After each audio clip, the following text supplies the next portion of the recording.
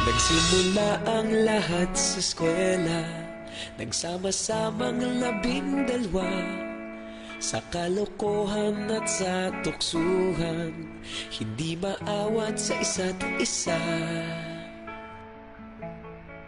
Madalas ang standby sa cafeteria, isang barkada na kaysaya, laging may hawak-hawak na gitara, konting udyok lamang kakanta na.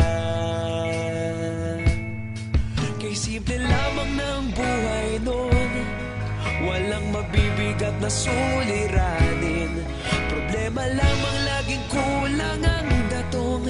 Sana napunta ang panahon? Sana nga ba? Sana nga ba? Sana napunta ang panahon? Sana nga ba?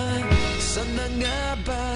Sana napunta ang panahon? Sa unang ligaw kayo'y magkasama, magkasabwat sa pambobola, walang sikreto kayong tinatago, okay sarap ng samahang barkada.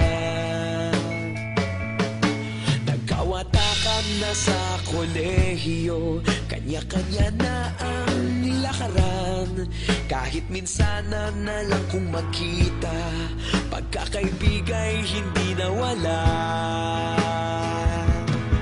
At kung saan na napadpad ang ilan, sa dating eskwela meron din naiwan, meron pa ng mga ilang nawala na lang, nakakamiss ang dating samahan.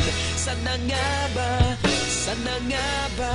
Sana nga bang barkada ngayon? Sana nga ba? Sana nga ba?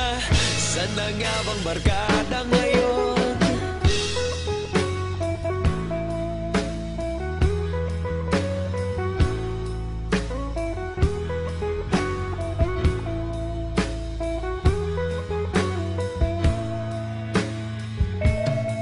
Ilang taon din ang nakalipas, wala pa sa aming tatay na nagsusumikap upang yumaman at guminhawang kinabukasan.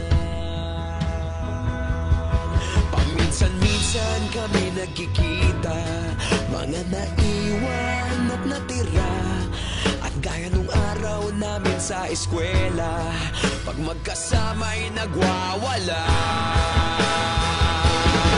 Napakahirap malimutan ang saya ng aming samahan, kahit lumipas ng ilang taon, magkabarkada pa rin ngayon.